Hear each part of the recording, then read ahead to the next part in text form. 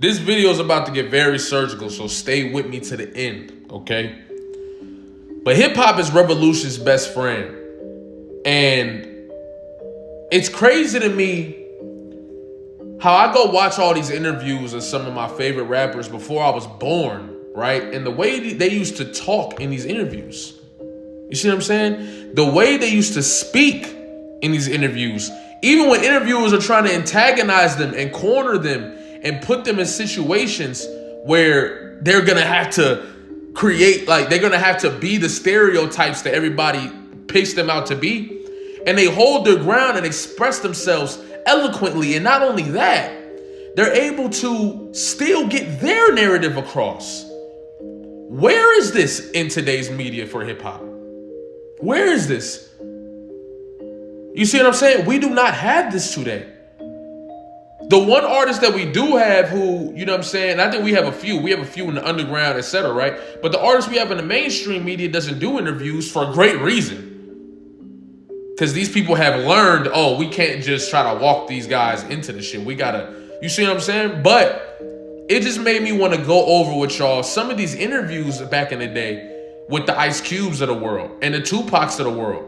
And just kind of go over them and talk about what they're talking about and compare it to real time. You see what I'm saying? So that's what we about to do. We're going to take a look at this Ice Cube interview. It's one of my favorites. It's a little clip that I put together, and we're going to talk about it. Let's take a look. What do you think about the controversy that is now surrounding the music and what appears to be a new backlash against it? Well, you know, we've always had opposition because we are distributing information. And the big distributors of information don't like when you distribute uncut information, especially to their children. What do you mean by uncut?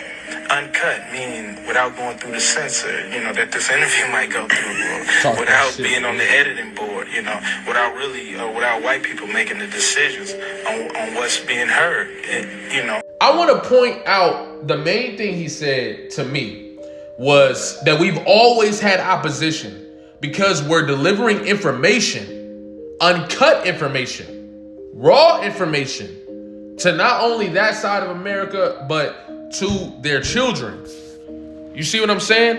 And the reason why they don't like that is because it starts to create ideas. It starts to create narratives. The power of hip hop is that strong. It's so strong that they know that it's probably their biggest risk. You see what I'm saying? To allow this music to get out to the world and influence people, they realize that, okay, yeah, this is trouble for us. But it's so powerful they have to keep pushing it because it makes too much money. You see what I'm saying? So what they've done over time is diluted it to relinquish its power when the power has always came from the fact that hip hop has always been revolution's best friend. To talk about the real, the raw. It's journalism. Just like you see them motherfuckers on CNN and you see them on Fox talking about what's going on in the world, we do the same thing, but it's not cut up. It's real and it's raw. And we don't get, you know what I'm saying? So that's how it was at that point in time. And I just believe that over time, they figured out how to dilute it, keep people in control, and keep people to close their mouth and not be outwardly spoken and influential with what they have. I actually want to show y'all another clip of that interview as well. Take a look. I just don't like the hypocrisy.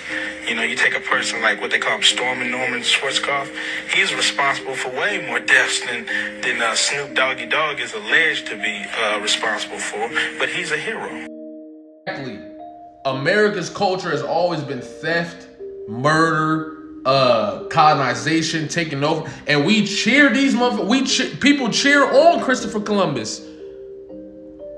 You know what I'm saying? We praise Alexander the Great. You see what I'm saying? We give props to people like Obama for destroying entire independent regimes out of Libya. We give props for that. We give props for Trump for all the bullshit he doing.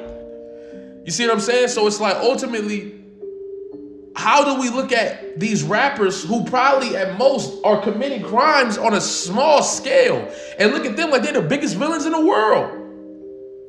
It's because they understand the power of this music, bro. They understand the power of this music, bro. And they can't allow us to have this image of us that is greater than being stuck in the projects and being a gangster and being of that essence. You see what I'm saying? To the point where they was like, you know what? We got to stop giving these Black American artists an opportunity to start going foreign.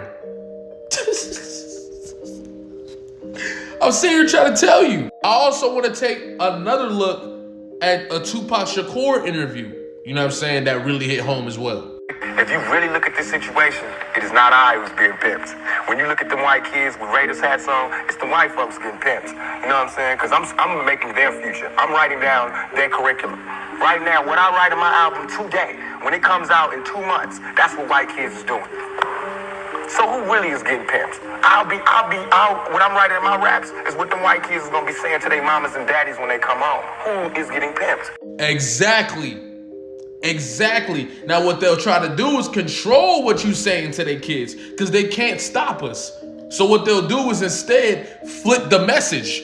You can't talk about this, you can't talk about that, you gotta stay within this makes the most money, boom, boom, so that they can control us without letting us have too much influence. Because the reality is they can't stop us. They can shut down this whole hip hop industry and we still gonna do what we do because the world needs hip hop. You see what I'm saying?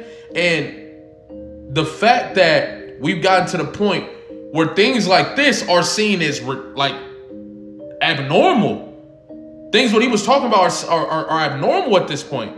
What Ice Cube was saying is an abnormal concept at this point. We've let this shit go too far down the road. We got to grab it and bring it back to the roots. And one of the biggest reasons I say that because of what just happened with these Epstein files.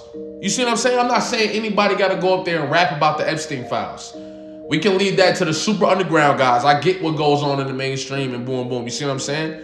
However, I still appreciate Kendrick Lamar getting people to use their minds, writing songs like Reincarnated, breaking barriers in people's minds. That's how you start to put the pieces together with this type of shit. Your brain start moving. You start questioning things. You start doing research. You start calculating and putting things together. With that ability, we'll be able to uncover things that they won't show us. And we have more artists not pacifying us to be still and be asleep and be silent, but to use our brains to decode, analyze, break down, put two and two together, critical thinking. If we have music that's doing that, the world is going to change. And with hip hop being officially pop now because of how popular Kendrick is, that's what I'm hoping for the near future. Because we're going to need it. We are going to need it. With these times coming up, hip hop cannot be pacified anymore. Because our genre is the only genre that's going to give you the real about this shit. You see what I'm saying? And it don't got to be, oh, you did the Epstein files, boom, boom. But at least have us kind of questioning shit that's going on. Just don't have us pacified. You see what I'm saying? But yeah, thank y'all for watching. I'll also carry the spirit in my music. You see what I'm saying? I got a song called Vocal Cords of a Broken Woman that people love. And I think if you check it out, you'll love it too. You know what I'm saying? It's deep, it's powerful. If you love Brenda's Got a Baby by Tupac, you're gonna love this. You see what I'm saying? So check it out on my page. Also, I did a deeper dive on the Epstein files in my last video, so you can go check that out too. And honestly, if you like this video, just run down my catalog. Just check out my other videos. I think you'll love it. And yeah, become a member over here, man. Come rock with us. We building a great community over here. And it's always gonna be authentic no matter what. No matter what, it's always gonna be authentic and it's always gonna be black, bruh. Cause that's who I am, that's where I come from, and nothing's gonna change that. You know what I'm saying? So come kick it with us. You feel me? Subscribe, like, comment. You feel me? Love y'all.